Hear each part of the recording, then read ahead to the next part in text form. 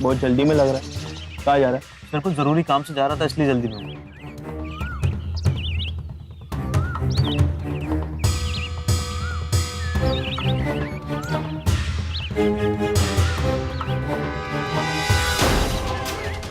ये लड़की कौन है और इसकी ऐसी हालत क्यों है? क्या किया तूने उसके साथ? सर मैंने कुछ नहीं किया, मैं तो इसकी मदद करने की कोशिश कर रहा था। मारा? सर मेरी बात सुनिए सर।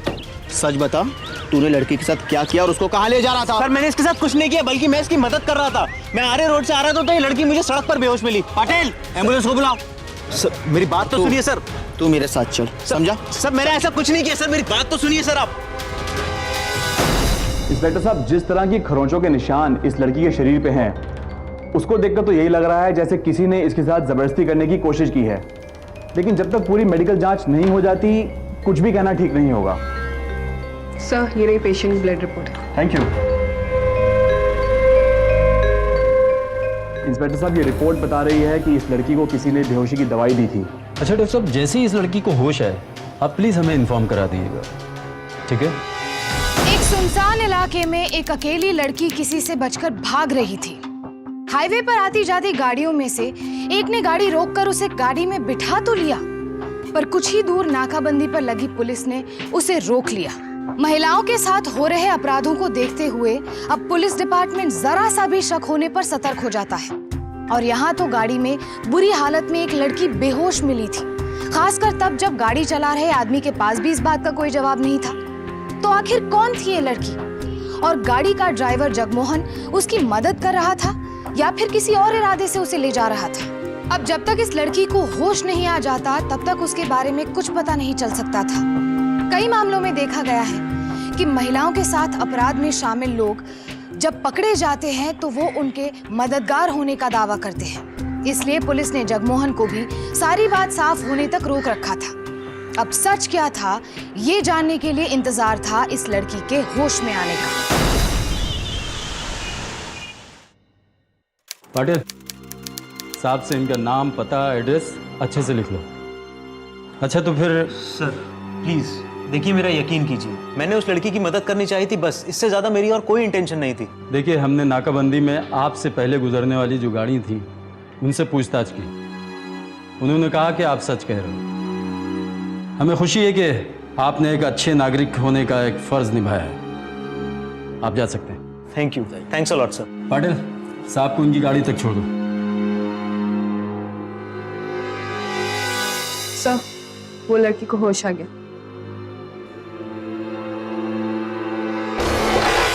सॉरी, पर आप मुझे बताइए कि आपके साथ क्या हुआ था। देखिए, हौसला रखिए, खुलकर बताइए। आप हम पर भरोसा कर सकती हैं, हम आपकी मदद करेंगे।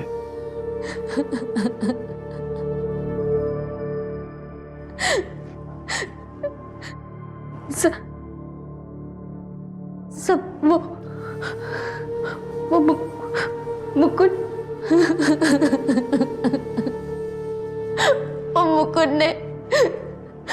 मुकुंद ने मेरे साथ रेप करने की कोशिश की सर, रेप करने की कोशिश की। ये मुकुंद कौन है? आप उसे कैसे जानती हैं? सब वो जॉब्स नाउ प्लेसमेंट का सीनियर एग्जीक्यूटिव है। उससे मैं 10 तारीख को मैं अपने जॉब के सिलसिले में उससे मिलने गई थी।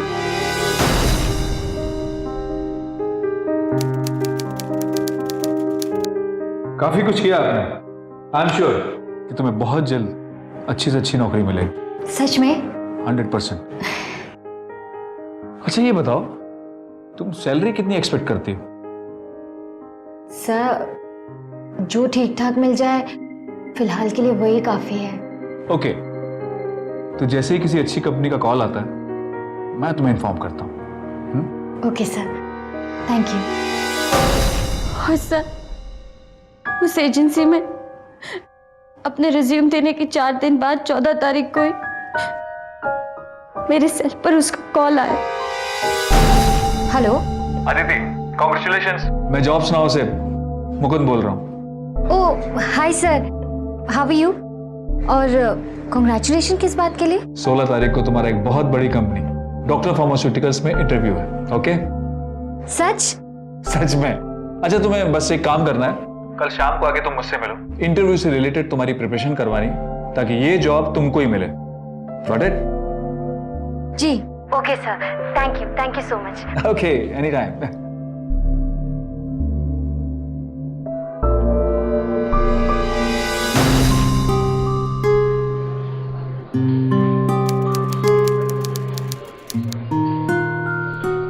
हेलो।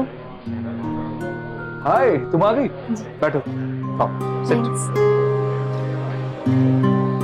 सर आप लोग कुछ लेंगे? 2 कॉफी।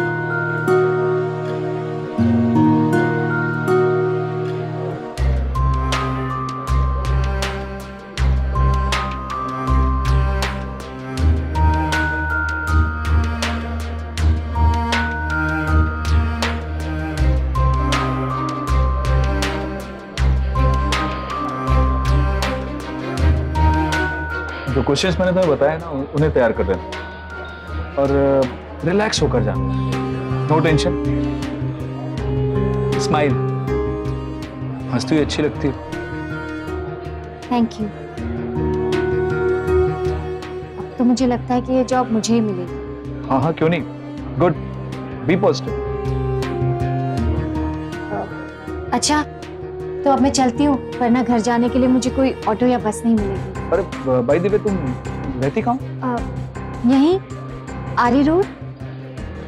व्हाट अ कोइंसिडेंस, मैं भी साकीनाका में रहता हूँ और उसी रास्ते से जाता हूँ। मैं तुम्हें ड्रॉप कर दूंगा। ओके? अरे नहीं, आप इतनी टेंशन मत लीजिए, मैं चली जाऊंगी, सच में। इसमें टेंशन लेने की थोड़ी ना कोई बात है। और ज्यादा सोचो मत, मैं उसी रास्ते से जाता हूँ, मैं ड्रॉप कर दूंगा तुम्हें। First coffee finish. ओके।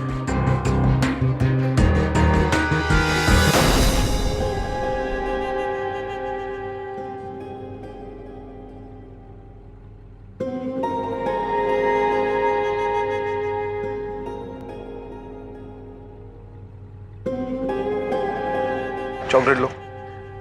नहीं सर, थैंक यू, मुझे चॉकलेट नहीं पसंद। चॉकलेट नहीं पसंद है या हम? ये आप क्या कह रहे हैं सर? सही तो कह रहा हूँ। देख रहा हूँ जब से तुम मेरे साथ गाड़ी में बैठी हो, बड़ी घबराई सी लग रही है। Just relax. मैं गलत आदमी नहीं हूँ? अरे नहीं सर, ऐसी कोई बात नहीं है। तो फिर? बस सर, यूं ही।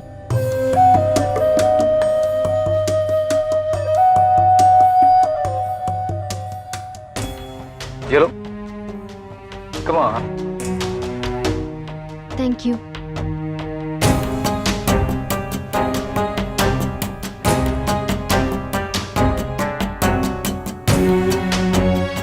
सर, ये कहाँ जा रहे हैं? टेंशन मत लो, शॉर्टकट है। ये रास्ता सीधे तुम्हारे घर के पास निकलेगा।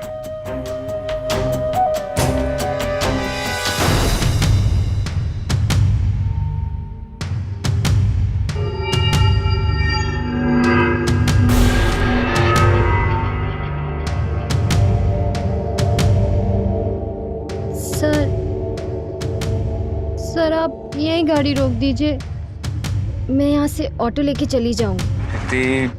यार सुनसान एरिया में कहाँ ऑटो मिलेगा तुमको? मैं छोड़ता हूँ ना तुमको, छोड़ दूंगा अभी थोड़ी देर। नहीं सर, आप प्लीज गाड़ी रोक दीजिए, मैं ऑटो लेके चली जाऊंगी। सर गाड़ी रोकिए सर। ओके, लो रोक दी। अदिति, अदिति सर। मेरी बात सुनो। अदिति मेरी बात तो सुनो। छोड़िए मुझे। अदिति छोड़िए मुझे। अदिति अदिति अदिति अदिति अदिति सर तुम्हें जॉब चाहिए? मुझे छोड़िए सर। मैं तुम्हें जॉब दूंगा। मैं सर छोड़िए।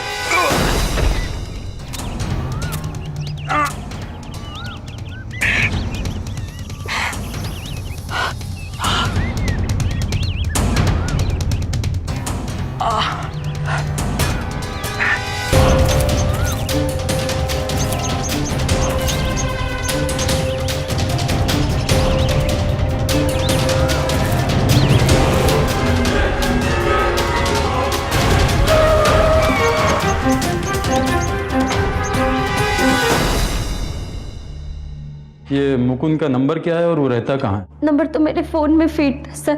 शायद उस दिन भागते भागते मेरा फ़ोन वहीं कहीं गिर गया सर। आप मुझे उसके ऑफिस का एड्रेस लिखवा दीजिए, ठीक है? जी सर। अदिति के मुताबिक नौकरी देने के बहाने मुकुंद नाम के आदमी ने उसके साथ बदसलूकी की और उसका बलात्कार करने की कोशिश की। अक्सर नौकरी के बहाने महिलाओं के साथ इस तरह की बदसलूकी के केसेस देखने में आते हैं, लेकिन यहाँ सच क्या था? फिलहाल अदिति के पास मुकुंद के ऑफिस के एड्रेस के अलावा और कोई जानकारी नहीं थी। अक्सर ऐसी वारदातों को अंजाम देने के बाद अपराधी पुलिस से बचने के लिए या तो कहीं भाग जाते हैं या कहीं छुप जाते हैं। पुलिस को इसी बात का डर था कि कहीं मुकुंद उनके पहुंचने से पहले कहीं भाग ना गया हो, इसलिए मुकुंद के ऑफिस का पता मिलते ही पुलिस फौरन एक्शन में आ गई। मुझे इस बात का बिल्कुल यकीन नहीं हो रहा है इंस्पेक्टर। मुकुंद कभी ऐसा काम नहीं कर सकता। 3 साल से वो हमारे साथ काम कर रहा है, उसकी कोई ऐसी शिकायत सुनने को नहीं आई कि किसी भी फीमेल एम्प्लॉय के साथ जरा भी बदतमीजी की हो। अगर उसने कुछ नहीं किया होता तो आज वो ऑफिस क्यों नहीं आया? आखिर किस बात का डर था उसे? अरे नहीं, समर वेकेशन के बाद आज उसके बेटे के स्कूल का फर्स्ट डे और उसने तो 1 हफ्ते पहले ही आज 16 तारीख की लीव एप्लीकेशन दे रखी है। अच्छा, आप मुझे उसके घर का एड्रेस दे सकते हैं? हाँ, बिल्कुल दे सकता हूँ। नहीं पापा, मुझे स्कूल नहीं जाना। बेबी, मेरा बेबी ऐसे कैसे स्कूल नहीं जाना है? आप तो मेरे स्ट्रॉन्ग बेबी हो ना। पिछली बार ध्यान है आपको, जब समर वेकेशन के बाद आपका स्कूल जाने का नंबर आया तो आपका बिल्कुल मन नहीं कर रहा था, लेकिन 2-3 दिन के बाद आपको बहुत मजा आने लगा था, है ना? तो स्कूल जाना चाहिए। बेटा, पापा ना एकदम सही बोल रहे हैं। देखो, अगर आप स्कूल जाओगे ना तो पापा आपको बड़ा वाला गिफ्ट देंगे, चाहिए ना? तो चलो चलो चलो, जल्दी उतरो। बैक तो मैं देखती हूँ। ओके, आओ भाई, बेबी को हम रेडी कर देते हैं। अरे आप लोग? मुकुंद कौन है? सर मेरे जी मैं मुकुंद, बताइए। चलो मेरे साथ। सर किस लिए बात क्या? सर आप मेरी बात का विश्वास क्यों नहीं करते? अदिति झूठ बोल रही है, ये सब वो मुझे फंसाने के लिए कर रही है। सर देखो मुकुंद, हमें सख्ती से पेश आने के लिए मजबूर न करो। सच्चाई क्या है सीधी तरह से बता दो। सर मैं सच ही बोल रहा हूं और वही मैं आपको बताना चाहता हूं। प्लीज मुझे मेरी पूरी बात करने का एक मौका तो दीजिए सर। ठीक है, बोलो। सर ये बात बिल्कुल सच है कि वो 10 तारीख को हमारी कंपनी में अपना रिज्यूम देने आई थी। 12 तारीख को उसके इंटरव्यू के लिए डॉक्टर फार्मास्यूटिकल से कॉल आया। मैंने उसे इन्फॉर्म किया, उसके थोड़ी देर बाद उसका मुझे फोन आया। Hello sir. Sir sorry to disturb you. क्या मैं आपसे बात कर सकती हूँ? हाँ बोलो ना, क्या बात? सर एक्चुअली मुझे आपकी हेल्प चाहिए थी। मेरा ना पहला जॉब इंटरव्यू है और मुझे आपके गाइडेंस की बहुत ज़्यादा ज़रूरत है, तो क्या मैं आपसे मिल सकती हूँ सर? देखो अदिति, इस समय मैं बहुत ज़्यादा बिजी रहता हूँ। तुम पूछो ना क्या पूछना चाहती हो, मैं तुम्हें फ़ोन पे ही गाइड कर देता हूँ। प्लीज़ सर, मुझे आपसे मिलना है। मैं आपसे मिलकर ही सारी चीज़ जान सकती हूँ। सर मुझे जॉब की बहुत ज़्यादा ज़रूरत है सर, सिर्फ 10 मिनट के लिए मिल लीजिए प्लीज़। ओके, अच्छा एक काम करो, तुम कल सुबह 11 बजे आ जाओ। सॉरी सर, एक्चुअली कल सुबह आई को लेकर डॉक्टर के पास जाना है, तो क्या मैं आफ्टर लंच 4-5 के करीब आ सकती हूँ please? Okay, but do one thing, 5 बजे से पहले आना। Okay okay sir, thank you so much. Bye sir. Sir अगले दिन वो जानबूझकर 5 बजे के बाद मुझसे मिलने ऑफिस में। मैंने उसे इंटरव्यू प्रिपेयर करने के लिए कुछ टिप्स भी दी। तब तक ऑफिस बंद होने का समय हो चुका था, तभी हमारा वहां पियून आ गया। सर आज आपको देर होने वाली है क्या? नहीं, बस निकलने वाले। Okay sir. आई होप कि तुम अपने इंटरव्यू में सक्सेस हो जाओ। That's it. थैंक यू कि आप इतनी देर तक मेरे लिए रुके हुए हैं।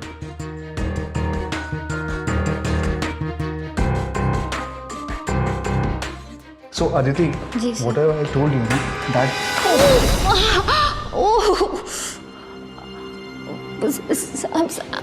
I'm so sorry. it's okay. तुम ठीक तो हो ना? जी सर, मैं ठीक हूँ। Can you walk? Ji. Carefully, आराम से। सॉरी। It's okay. बहुत दर्द हो रहा है? नहीं सर, ठीक है।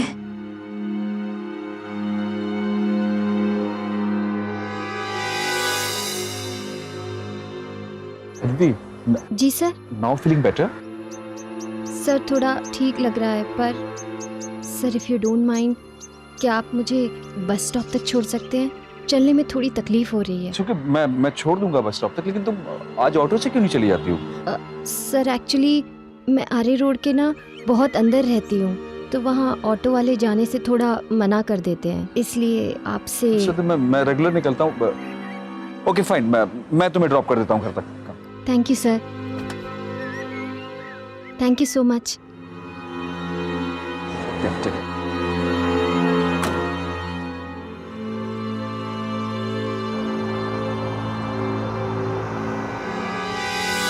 अदिति, ये लो, आरे रोड आ गया। बताओ तुम्हें कहाँ ड्रॉप करना है? बस थोड़ा सा आगे उस तरफ। ये रोड तो बड़ी सुनसान लग रही है। यहाँ पे क्या कोई रेजिडेंशियल कॉम्प्लेक्स भी है? एक्चुअली सर ये शॉर्टकट है। यहाँ से जैसे ही हम आगे से थोड़ा लेफ्ट लेंगे ना, तो हम सीधा रोड पर आ जाएंगे और बस सामने ही मेरा घर है। Left sir.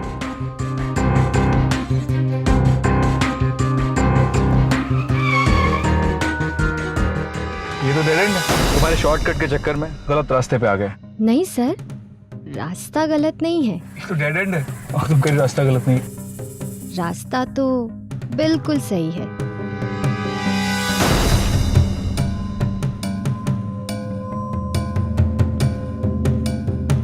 सर आप इतना घबरा क्यों रहे हैं? हाँ नहीं, घबरा नहीं रहा हूँ। देखिए सर, मौका बड़ा अच्छा है, आप ना इसका पूरा फायदा उठा सकते हैं। अदिति, क्या बदतमीजी है? हाँ सर आप इतने भोले क्यों बन रहे हैं? हाँ सुनिए सर, देखो अदिति, मेरी सुनिए मेरी बात सुनिए सर। अदिति, अदिति, ये क्या कर रही? अदिति, अदिति, ये क्या? अदिति,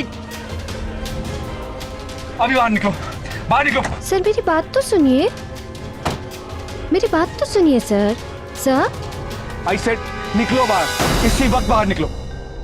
सर कमाल करते हैं आप।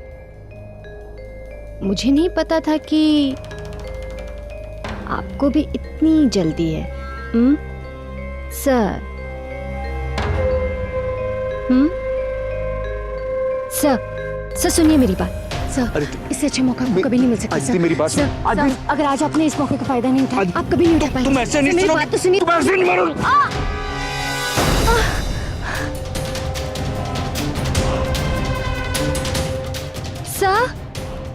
सर मेरी बात सुनिए सर। सर तुम्हारा कहने का मतलब यह है कि अदिति ने तुम्हें सीड्यूस करने की कोशिश की? हाँ सर, जिस तरह से उसने मेरे साथ नीच हरकत की, वो उसकी एक सोची समझी चाल थी, और इस बात का मुझे अगले दिन पता चला।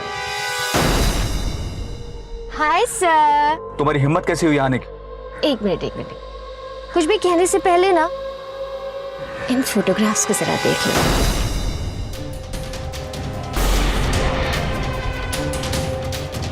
हाय, कितने प्यारे लग रहे हैं आप।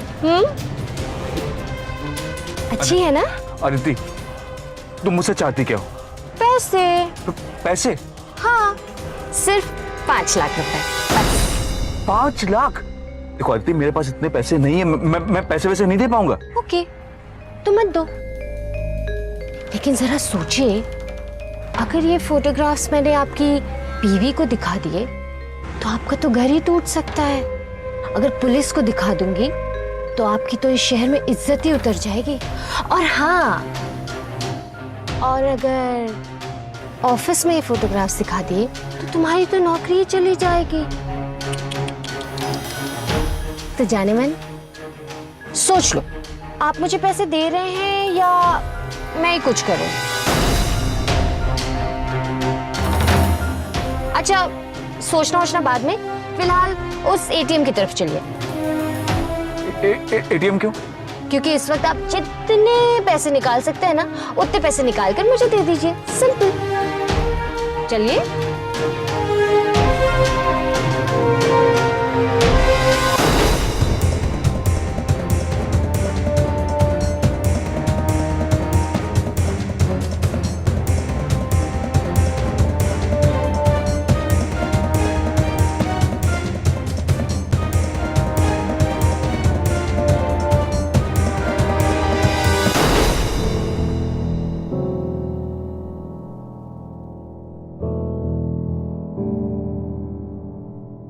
पापा आज कहाँ घूमने जाएंगे?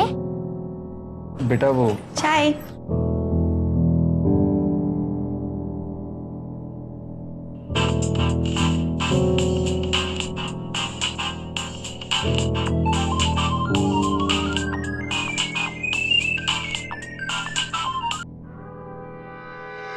Hello yes.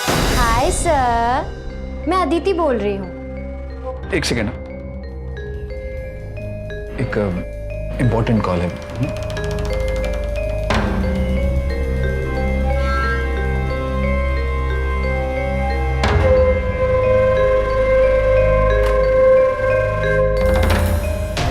हेलो, हाँ बोलो।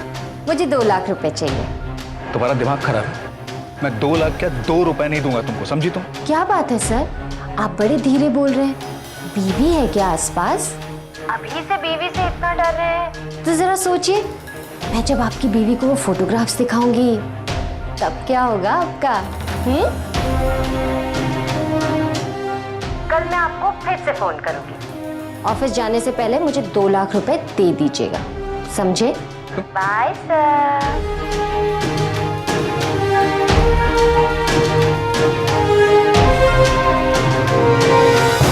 तुम ये कहना चाहते हो कि 13 तारीख को आर्य रोड के जंगल में वो तुम्हें ले गई, जबकि अदिति का कहना है कि यह हादसा 15 तारीख को हुआ। सर, वो लड़की बहुत चालाक है, वो सरासर झूठ बोल रही है। देखो, कौन झूठ बोल रहा है कौन सच, इसका तो पता हम लगा ही लेंगे।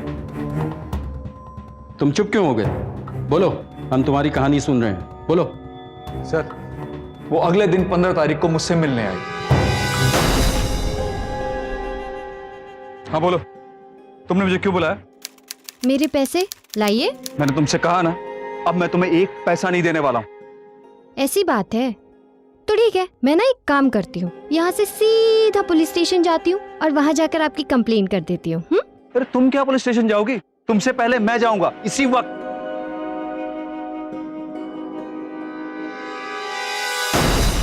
तुमने किसी पुलिस स्टेशन में कंप्लेंट तो लिखवाई होगी, कोई एफआईआर की कॉपी है तुम्हारे पास? सर, दरअसल मैंने वो सब इसलिए किया ताकि वो डर जाए। मैं समझ गया था कि वो ये सब सिर्फ पैसे के लिए मेरे साथ कर रही है, इसलिए वो पुलिस के पास कभी नहीं जाएगी। लेकिन वो पुलिस के पास आई। अगर वाकई में वो पैसे के लिए कर रही होती तो वो पुलिस के पास नहीं आती। इसका मतलब ये है कि तुम झूठ बोल रहे हो। सर, आपको ऐसा क्यों लग रहा है कि मैं सब झूठ बोल रहा हूं? सर, मैं सच बोल रहा हूं और यही सच्चाई है। अगर तुम सच्चे हो तो तुम्हारे पास सच्चाई का कोई सबूत तो होगा। क्या सबूत है?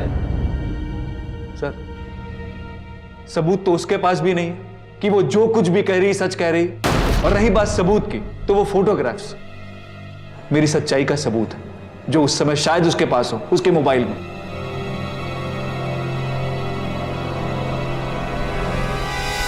मुकुंद और अदिति दोनों अपनी अपनी कहानी इंस्पेक्टर को सुना चुके थे। इंस्पेक्टर को जहां अदिति की कहानी में बेबसी और दर्द नजर आ रहा था, वहीं मुकुंद की कहानी से षड्यंत्र की गंध आ रही थी। फिर भी समझ नहीं आ रहा था कि कौन सच बोल रहा था और कौन झूठ। दोनों एक दूसरे पर इल्जाम लगा रहे थे, पर पुलिस सुनी सुनाई कहानी के आधार पर किसी नतीजे पर नहीं पहुंच सकती थी। लेकिन पुलिस ने इस केस से जुड़ी हर बात का पता लगाने के लिए बारीकी से छानबीन शुरू कर दी। लेकिन इल्जाम की गंभीरता को देखते हुए सबसे पहले मुकुंद को हिरासत में ले लिया गया।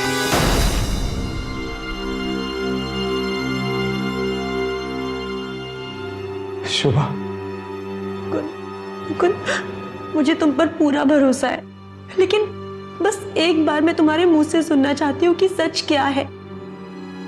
प्लीज मुझे सब बताओ। शुभा,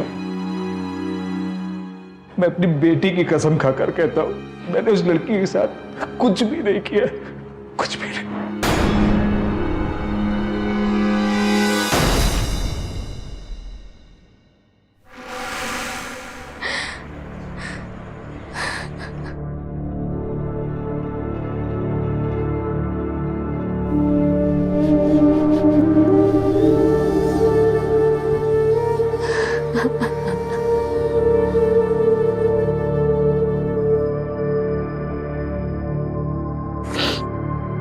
बेटा, जो कुछ हुआ उसे एक बुरा सपना समझकर भूलने की कोशिश कर। मैं बहुत कोशिश कर रही हूँ माँ, लेकिन मेरे साथ जो कुछ भी हुआ उसे मैं जाकर भी नहीं भूल पा रही हूँ माँ, जाकर भी नहीं भूल पा रही हूँ।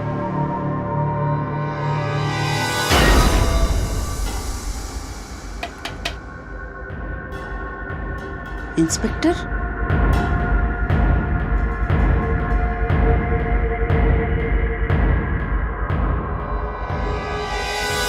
सर वो झूठ बोल रहा है सर, मेरे पास ऐसी कोई फोटोग्राफ्स नहीं है। और मैंने आपको बताया था ना कि उस दिन आरे रोड पर भागते हुए मेरा फोन गिर गया था। गलत मेरे साथ हुआ है, गलत उस मुकुंद ने किया है, और आप उसकी बात मान रहे हैं और मुझ पर शक कर रहे हैं। देखो अदिति, हम सिर्फ अपनी ड्यूटी कर रहे हैं। मुकुंद ने यह दावा किया है कि 15 तारीख को वो तुमसे मिलेंगी, जबकि तुमने अपने बयान में कहा है कि उसी दिन शाम को उसने तुम्हें रेस्टोरेंट में बुलाया था। उसका एक बयान ये भी है कि 13 तारीख को उसने अपने ऑफिस में तुम्हें बुलाया था इंटरव्यू की तैयारी करने के लिए। इसीलिए हम ये तहकीकात कर रहे हैं। देखिए, मैं वो सब कुछ नहीं जानती। मैं बस इतना जानती हूँ कि वो आपसे झूठ बोल रहा है, सरासर झूठ बोल रहा है। अच्छा अदिति, तुम मुझे वो उस रेस्टोरेंट का नाम बताओ जहां तुम उससे मिली थी। सर, आई स्कूल रेस्टोरेंट, मलाड वेस्ट। गौर से देखो, ये लड़का और ये लड़की 15 तारीख को तुम्हारे रेस्टोरेंट में आए थे।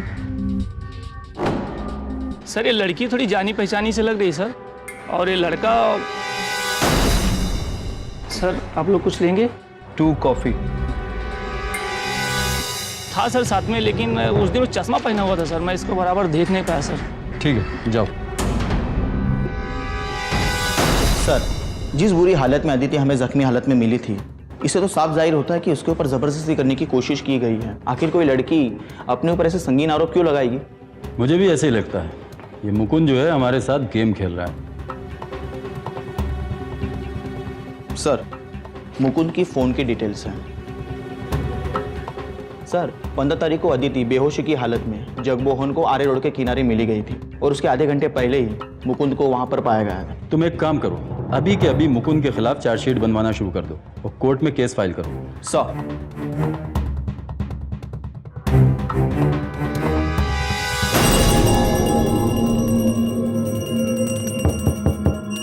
क्या है? जी नमस्ते, मैं शोभा हूँ, मुकुंद की पत्नी।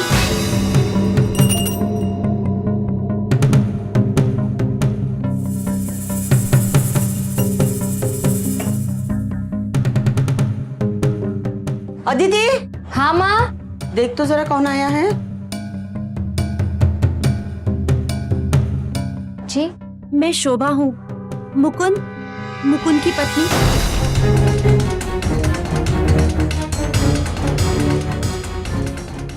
तुम यहाँ क्यों आई हो? देखो अदिति, मेरी भी एक छोटी सी बच्ची है, और ये मेरे पति की पूरी जिंदगी का सवाल है। तुम प्लीज अपनी कंप्लेंट वापस ले लो। देखो, मेरे पास जितने भी जेवर, पैसे, जो कुछ भी है ना, मैं तुम्हें सब कुछ दे दूंगी, बट मैं हाथ जोड़ती हूँ, तुम अपनी कंप्लेंट वापस ले लो प्लीज। तुम्हें क्या लगता है कि तुम्हारे पैसे लेकर मेरी तकलीफ कम हो जाएगी? अभी कहा ना तुमने कि तुम्हारी भी एक बेटी है। अगर तुम्हारी बेटी के साथ ऐसा कुछ हुआ होता तो क्या पैसे लेके तुम कसूरवार को माफ कर देती? हाँ, बोलो, जवाब दो मुझे। नहीं है ना जवाब तुम्हारे पास? लेकिन मेरे पास जवाब है, और मेरा जवाब है कि जब तक मैं मुकुंद को कड़ी से कड़ी सजा न दिलवा दूं ना, तब तक मैं दम नहीं लूंगी, समझी तुम? उसे मैं कड़ी से कड़ी सजा दिलवाऊंगी।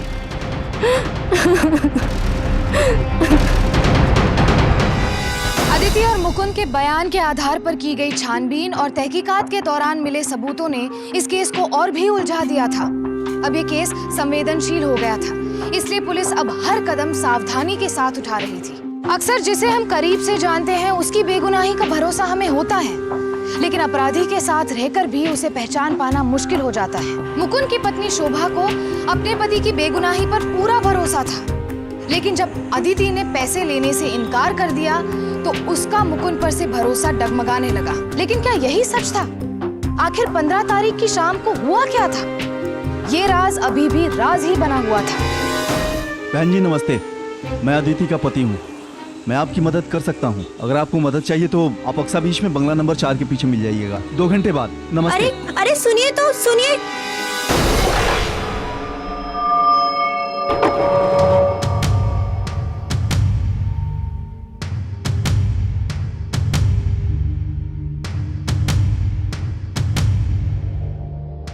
नमस्ते। हाँ तो कहिए कि आप मेरी मदद कैसे कर सकते हैं? देखिए, मैं अदिति को समझौता करने के लिए मना सकता हूँ, पर उसके लिए आपको मुझे 2 लाख रुपए देने होंगे।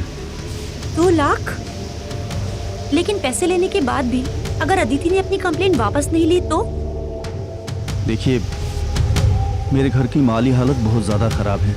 उसकी माँ का इलाज चल रहा है जो बहुत महंगा है। वो अपना केस ज़रूर वापस ले लेगी। अगर आपको मेरी बात पे भरोसा है तो कल पैसे लेकर आ जाइएगा। मैं यहीं पे आपका इंतज़ार करूँगा, नहीं तो जैसी आपकी मर्ज़ी। नमस्ते।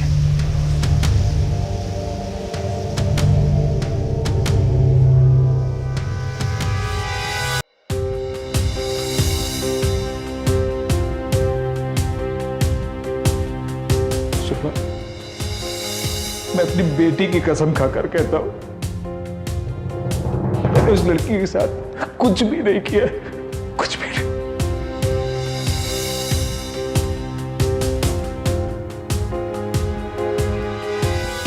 जी ये लीजिए, अदिति अब अपना केस वापस तो लेगी ना? आप चिंता मत कीजिए बहन जी, आपने मेरा काम कर दिया है। मैं शाम तक आपका काम ज़रूर करवा दूंगा।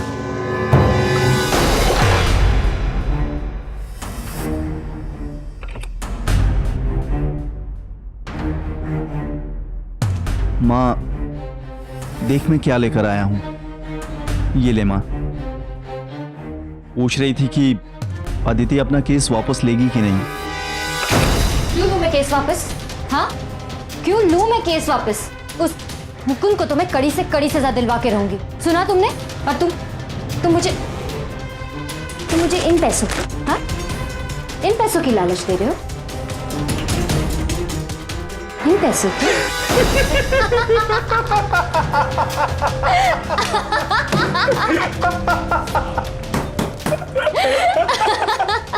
अदिति एक काम करते हैं माँ, इसको लेकर एक फिल्म बनाते हैं। हूँ क्या एक्टिंग करती है ये। क्यों लूं केस वापस, क्यों लूं केस वापस। अदिति ने मुकुंद से पैसे ऐंठने के लिए इतनी बड़ी साजिश रची और इस झूठ में उसका साथ दिया उसकी माँ और उसके पति ने। पैसों के लिए इन तीनों ने अपनी ही नहीं बल्कि महिलाओं के साथ होने वाले गंभीर अपराधों का मजाक बनाकर रख दिया और कानून का गलत इस्तेमाल भी किया। आमतौर पर औरतें ऐसा नहीं करती, पर अदिति और उसका परिवार पैसों के लिए किसी भी हद तक जा सकता था। लेकिन पुलिस को अभी तक उनकी इस घिनौनी साजिश का पता नहीं चला था, इसीलिए उनके हौसले बहुत बढ़ चुके थे।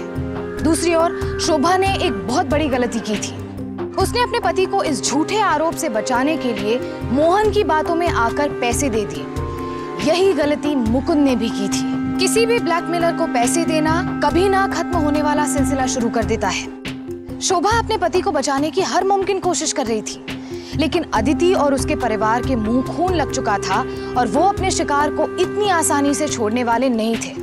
शोभा ने पैसे तो दे दिए, लेकिन 3 दिन बाद भी जब अदिति ने इस केस को वापस नहीं लिया तो वो बेहद परेशान हो गई।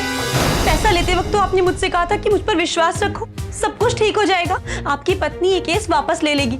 तो फिर अब तक उसने कंप्लेंट वापस क्यों नहीं ली? क्योंकि मैं ये केस कभी वापस नहीं लेने वाली। मैंने पैसे नहीं लिए तो मेरे पति के जरिए तुम पैसे भिजवा रही हो।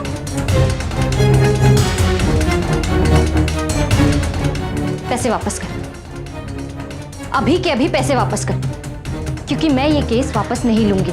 और सुन, आइंदा से ऐसा कुछ किया ना तो तेरी खैर नहीं, समझा?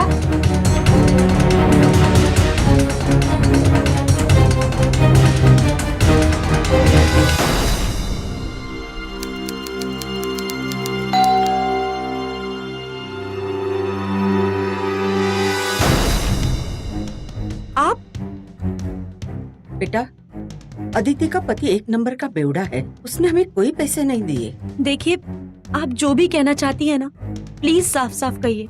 अगर तू मुझे 6 लाख रुपए दे दोगी तो मैं अदिति को केस वापस लेने के लिए मना लूंगी। 6 लाख? मुझे मालूम है कि अदिति इस बात से खुश नहीं होगी, लेकिन उसे मनाने की जिम्मेदारी मेरी। अच्छा ठीक है, तो फिर मैं तैयार हूँ, लेकिन इतने सारे पैसों का इंतजाम करने के लिए मुझे कम से कम 3 दिन चाहिए। कोई बात नहीं बेटा, मैं रुकने के लिए तैयार हूँ।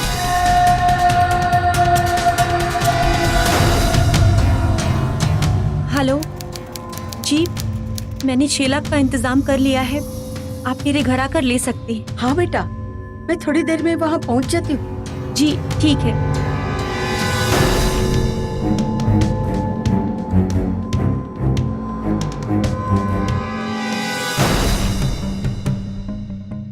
इसमें सारे पैसे हैं।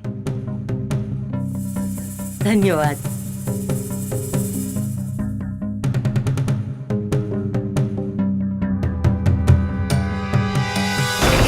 माँ, अरे आ गई क्या?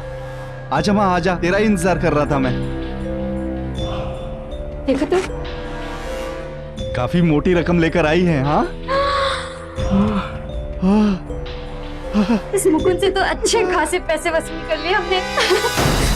पुलिस केस ना हो जाए इस चक्कर में हमने लग रहा था कि लेने के देने ना पड़ जाए, लेकिन पुलिस ने मेरी बात पर ही विश्वास किया।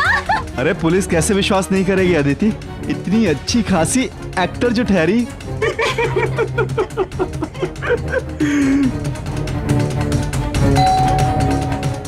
अब कौन आ गया? पैसे रख। तुम टेंशन मत लो, मैं देखती हूँ। मैं अपने एक्टिंग से सब संभाल लूंगी, तुम पैसे संभाल लो।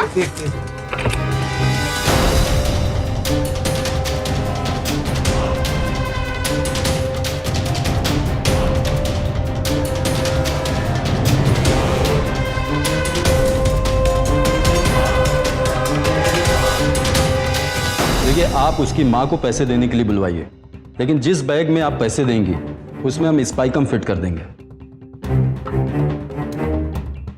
ताकि उनके खिलाफ पक्का सबूत हासिल कर सकें। जी, इसमें सारे पैसे हैं। धन्यवाद।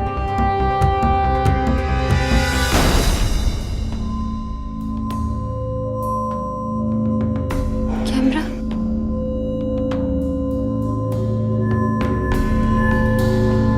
हमने लग रहा था कि लेने के देने ना पड़ जाए, लेकिन पुलिस ने मेरी बात पर ही विश्वास किया।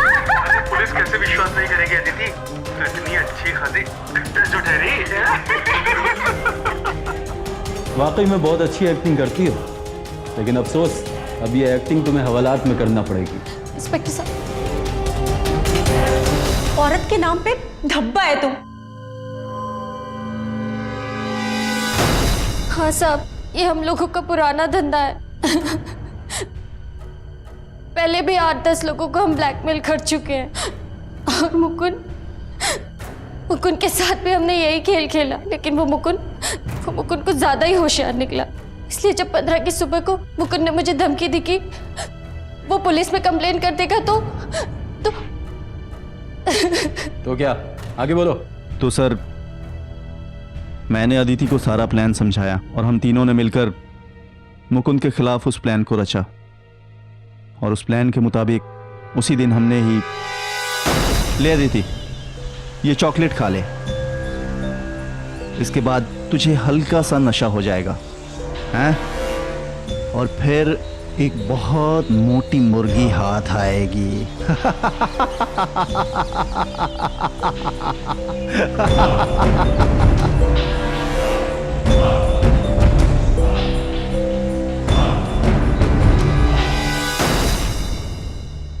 हाँ साहब, और फिर मैंने आपको वो कहानी सुना दी। चाल तो तुम लोगों ने बड़ी खतरनाक चली थी, लेकिन अब ऐसी सजा दिलवाऊंगा कि किसी के साथ चाल चलने लायक नहीं रह जाओगे। आखिरकार सच सबके सामने आ ही गया। अदिति, उसका पति मोहन और उसकी माँ, इन तीनों ने सिर्फ मुकुंद ही नहीं, उस जैसे कई और बेगुनाह लोगों को फंसाकर उन्हें ब्लैकमेल किया था। मुकुंद बच सकता था अगर उसने पहले ही कदम पर अदिति को पैसे देने से इनकार किया होता। मुकुंद की पत्नी शोभा ने एक बार धोखा खाने के बाद आखिर समझदारी दिखाई और इस ब्लैकमेलर फैमिली का पर्दाफाश किया। सरकार ने महिलाओं की सुरक्षा के लिए सख्त कानून बनाए हैं, लेकिन अदिति जैसी चंद महिलाएं इस कानून का गलत फायदा उठाने की कोशिश करती हैं, पर वो ये नहीं जानती कि कानून की नजरें बहुत तेज हैं, जो आखिरकार हकीकत तक पहुंच ही जाती है। अगर एक औरत इल्जाम लगाती है तो अक्सर पुरुष को ही कसूरवार माना जाता है, लेकिन सच तो ये है कि औरतें भी कभी कभी गलत होती हैं और उनके लगाए गए इल्जाम झूठे भी हो सकते हैं। अदिति, उसकी माँ और उसके पति को धोखाधड़ी के लिए आईपीसी की धारा 420, मुकुंद और कई और लोगों को ब्लैकमेल करने के जुर्म में आईपीसी की धारा 503, उसके डेफेमेशन के लिए आईपीसी की धारा 500 और गलत केस फाइल करने के जुर्म में आईपीसी की धारा 498A के तहत 7 साल की कड़ी सजा सुनाई गई। अब मुझे दीजिए इजाजत, फिर होगी आपसे मुलाकात। तब तक सावधान रहें, सतर्क रहें, सुरक्षित रहें। सावधान इंडिया, इंडिया फाइट्स बैक। तो सावधान